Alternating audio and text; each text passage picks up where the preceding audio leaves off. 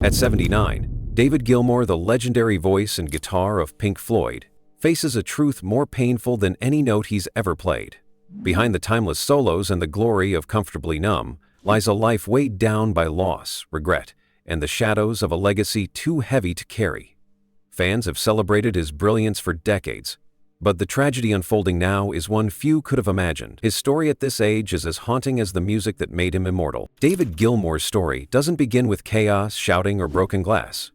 It begins with something far more unsettling: silence. He was born in Cambridge in 1946 to educated parents, a zoologist father and a teacher mother, and on the surface it looked like an ordinary, even privileged childhood. But behind the neat home and the shelves filled with books, the atmosphere was cold. Conversations were short, dinners were quiet, and warmth was rare. For a boy craving connection, that silence weighed heavily. He had siblings, but even in a full house, David often felt alone, unseen, and unheard.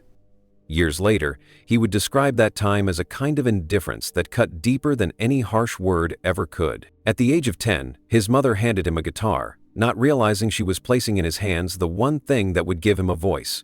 With no teacher to guide him, he sat alone under the dim light of his room, teaching himself chord by chord. What might have looked like practice to others was really his way of surviving the emptiness around him. Each bend of the string, each riff repeated endlessly, was his answer to a home where no one really listened. While other kids played football or joked in the schoolyard, David found himself hunched over the instrument, pouring feelings he couldn't say out loud into sound. By his early teens, his imagination was already moving to darker places. He thought often about life's brevity, about how easily things could slip away. It gave his playing an intensity far beyond his years. When he struck a note, it didn't just sound, it lingered, almost like a question hanging in the air. His guitar became the only friend who listened, the only way he could turn the silence of his childhood into something meaningful. That quiet childhood could have broken him, leaving him bitter or detached. But instead, he used it as fuel. He learned to transform emptiness into melody, indifference into expression. What no one gave him in words, he carved into sound. And from that silence, he built the foundation of a voice that would one day echo in stadiums around the world. The boy who once sat unnoticed at a dinner table would become the man whose guitar could hush millions into listening. When David Gilmour stepped into Pink Floyd, he didn't just join a band, he stepped into a storm. On the surface, it looked like an incredible opportunity. A young guitarist with a unique touch was asked to join one of Britain's most promising psychedelic groups. But behind that invitation was heartbreak. Syd Barrett, his old friend and one of the band's founding geniuses, was collapsing under the weight of drugs and mental illness. It was a need. David didn't replace Syd so much as he filled in the silence left behind when Syd could no longer stand on stage. From the very beginning, his role carried both privilege and burden. He wasn't just another member of Pink Floyd. He was the man who had to hold together a dream that was already fracturing. The legacy of Pink Floyd was heavy before it was even fully written. By the early 1970s, the band had moved beyond being a cult act. They weren't just a group of musicians, they were becoming a phenomenon. The Dark Side of the Moon exploded in 1973, staying on the charts for over a decade and becoming one of the most iconic albums in history. Gilmour's voice soared through tracks like Breathe and Time, and his guitar carved out solos that seemed to stretch beyond time itself. People didn't just hear the songs, they experienced them, as if the music itself was speaking truths too deep for words. And with every roaring crowd and every sold-out stadium, the expectations grew heavier. For David, the success was both exhilarating and suffocating. On stage, he could make thousands fall silent with a single note, but offstage, he carried the pressure of being one of the men responsible for keeping Pink Floyd alive, relevant, and meaningful. With every new record, the question hovered: how do you follow up perfection? How do you write something that stands beside Dark Side of the Moon, Wish You Were Here, or The Wall? For most bands, one masterpiece defines them forever. For Floyd, every album became a new mountain to climb, and Gilmour's guitar was always at the center of that climb. The weight of legacy also came from within the band itself. Pink Floyd wasn't just four friends making music. It was four very different men, each with his own vision, his own ego, his own demons. Roger Waters grew more dominant as the years went on, pouring his bitterness, his politics, and his rage into the lyrics. Gilmour, by contrast, leaned toward melody, toward creating beauty even in pain. Their partnership gave birth to masterpieces. Comfortably Numb wouldn't exist without the collision of Waters' words and Gilmour's soaring solo. But it also created deep fractures. In interviews, David later admitted that even at the height of their success, he felt the band slipping away from the music and falling into power struggles. By the time The Wall was made, the tension was unbearable. Waters and Gilmour clashed constantly, especially over creative control. The recording sessions turned into battles. Rick Wright, their quiet keyboardist, was even pushed out of the band during the process, something that haunted Gilmour for years. Yes, The Wall was a triumph, but behind the scenes it felt like a war zone. And for David, that was the cruel paradox of Pink Floyd's legacy. The bigger they became, the less it felt like the band he had once believed in. Then came the ultimate fracture. Waters left in the 1980, convinced Pink Floyd couldn't exist without him. He even tried to dissolve the band legally, declaring it finished. For Gilmour, this wasn't just betrayal, it was erasure. He had given everything, carried the band on his shoulders when Sid collapsed, written songs, sung them, poured his soul into guitar lines that defined an era. And suddenly, he was being told it didn't matter. The fight for the band's name became more than just a legal battle. It was a fight for identity, for the right to exist. Gilmour could have walked away, but he didn't. Instead, he carried the weight of that legacy forward, reviving Pink Floyd with a momentary lapse of reason, and later, the division bell. Critics doubted them, fans were divided, but the world still came. Stadiums still filled. The band still mattered. And though Roger Waters wasn't there, Gilmour's guitar proved that Pink Floyd could survive, even thrive. But that survival came at a cost. He had to live constantly under comparison. Was this version of Pink Floyd as good as the one with Waters? Was Gilmour leading the band, or just keeping a ghost alive? Even in victory, the shadow of legacy followed him. He admitted more than once that the success of albums like Dark Side or Wish You Were Here was a blessing and a curse. How do you escape the gravity of records that defined not just a band, but an entire generation? Every time he picked up a guitar, people expected transcendence. Every time he sang, people wanted the voice of the past. And while Gilmour continued to create, both with Floyd and on his own, he also carried the knowledge that no matter what he did, the world would always measure him against what had already been done. The weight of Pink Floyd's legacy was not just about music, it was about ghosts. The ghost of Syd Barrett, forever present in songs like Shine On You Crazy Diamond. The ghost of Rick Wright, lost to cancer. The ghost of a friendship with Roger Waters that could never fully be repaired. And perhaps most haunting of all, the ghost of the younger version of himself. The boy who once played guitar in his room, free of expectations, free of comparisons, free of the crushing weight of history. That boy was long gone, replaced by a man who had become a symbol of an era. And yet, through it all, Gilmour endured. He kept playing, kept bending those notes until they seemed to cry and heal at the same time. He carried the weight not just for himself, but for millions of fans who found pieces of their own struggles in his music. He bore the burden of legacy, but he also transformed it into something larger than himself. The weight of Pink Floyd's name, its history, its brilliance, and its fractures, it never left him. But instead of collapsing under it, he turned it into sound, into solos that stretch like eternity, into songs that will outlive all of us. That is the paradox of David Gilmour's life. The weight of Pink Floyd's legacy may have scarred him, but it also made him eternal. David Gilmour's story was never just about music. Behind the soaring solos and the iconic albums, there was always a man searching for something quieter, something that couldn't be found on stage. His personal life carried just as many highs and lows as his career, filled with love, heartbreak, and eventually the rare gift of second chances. In the mid-1970s, when Pink Floyd's fame was exploding, David married Virginia Ginger Hassenbein, an American model and artist. For a time, their life looked charmed: success, youth, and a growing family. They had 4 children together: Alice, Claire, Sarah, and Matthew. Gilmour adored fatherhood, and in interviews he often admitted that coming home to his kids gave him a grounding that the chaos of touring never could. But fame has a cost. The endless tours, the pressure of being Pink Floyd's backbone, and the emotional distance that grew with time began to crack the foundation of their marriage. By the late 80s, the relationship was strained beyond repair.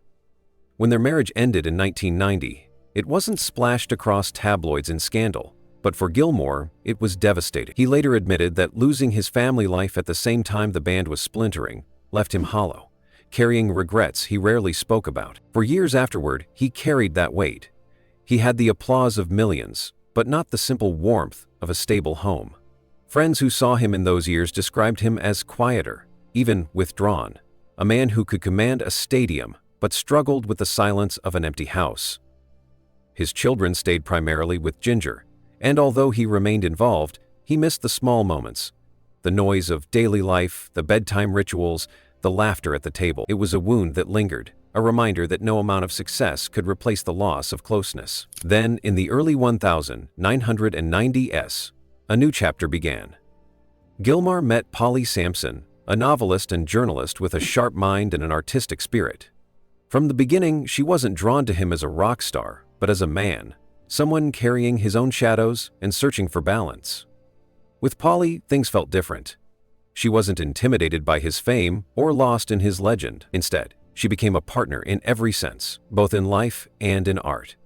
When they married in 1994, it was in the midst of turbulence with Pink Floyd, but also at a moment when David was ready to rebuild. Polly didn't just share his life, she shaped his music. She wrote lyrics for The Division Bell, weaving words into his melodies, giving the songs a voice that reflected both pain and hope.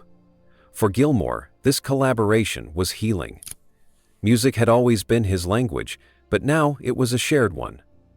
Their marriage brought new life into his home as well. Together, they had 4 more children, creating a blended family of 8. Their house, once quiet after divorce, now rang with laughter, arguments, and the everyday rhythm he had longed for. Friends who visited often said he looked happiest not on stage, but surrounded by his children, guitar in hand, with Polly scribbling lyrics nearby. Polly herself described their relationship not as stepping into the shadow of a legend, but as building a new life together. For David, that was transformative.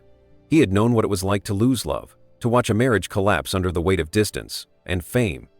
With Polly, he found not perfection, but partnership. Someone who challenged him, supported him, and gave him the honesty he had always needed. As the years passed, their bond only deepened. Polly's lyrics shaped his solo work, including On an Island and Rattle That Lock, albums that spoke not of spectacle, but of intimacy, reflection, and survival.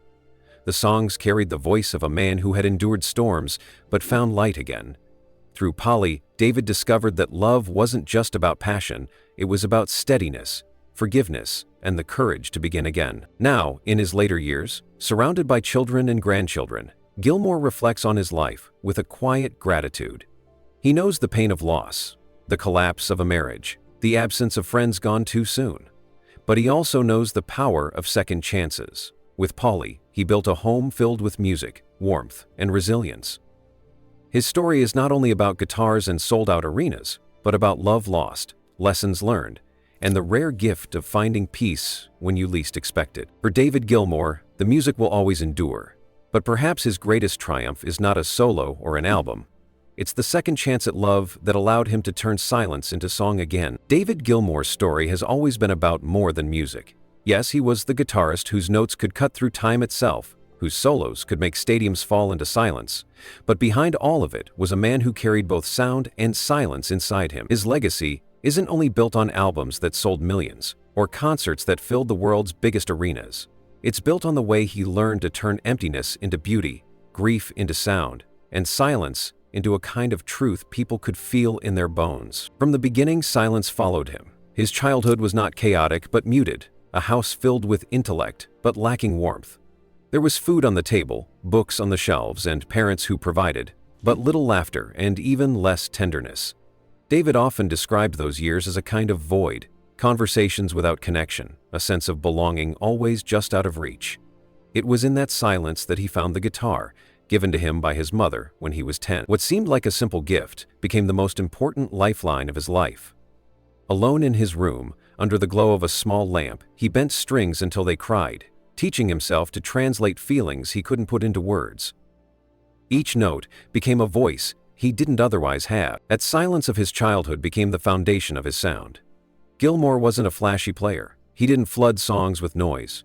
He believed in space, in pauses, in letting a single note hang until it ached. While other guitarists filled their solos with speed and chaos, David made people stop and listen.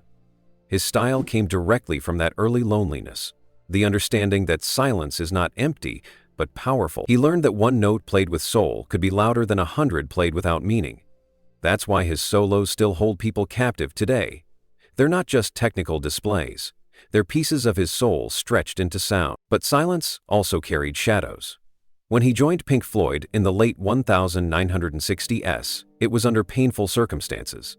His old friend, Syd Barrett, the band's founder and creative spark, was slipping into madness, consumed by mental illness and drugs.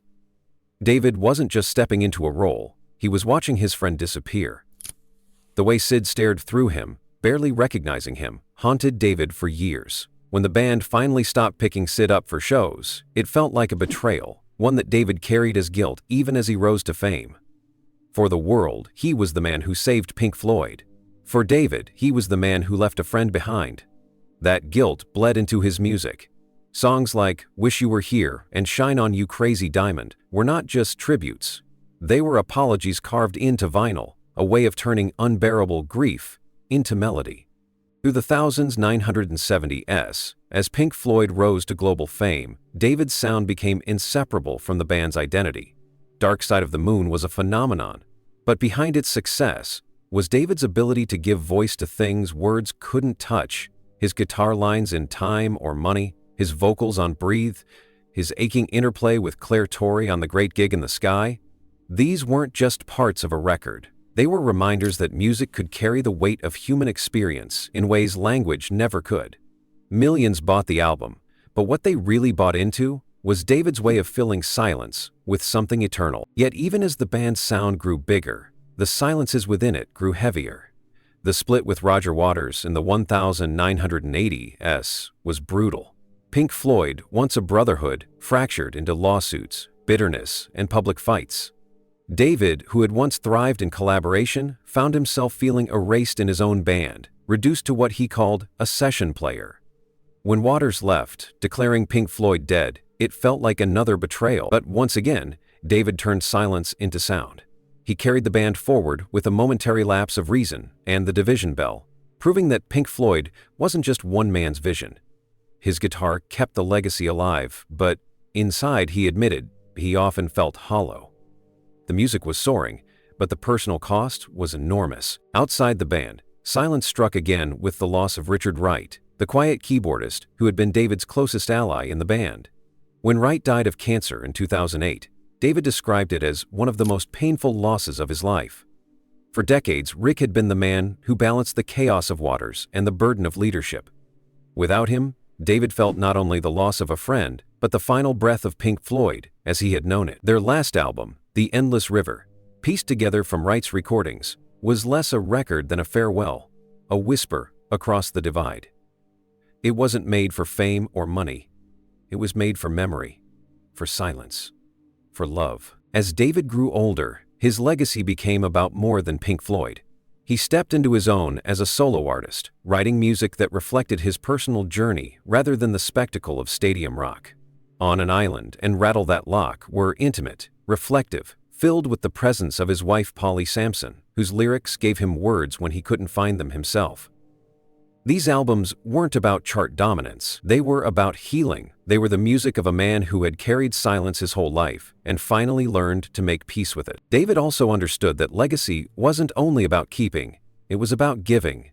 In 2019, he sold over 120 of his guitars, including the Black Strat, the instrument that had shaped rock history with solos like Comfortably Numb and Shine On You Crazy Diamond. It sold for nearly $4 million, 0 cents. But David didn't keep a penny. He donated the entire $21,500,000 from the auction to climate charity Client Earth. "My guitars served me well," he said softly, "but it's time for them to serve the planet." That choice showed the other side of his legacy.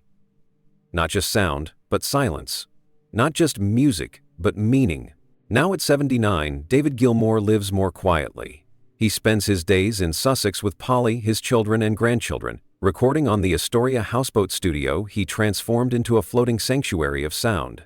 He walks the coast, tends to his garden, and plays music not for crowds, but for himself and those he loves.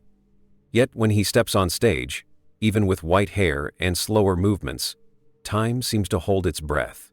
A single note from his guitar can still hush a stadium, reminding everyone why his legacy endures.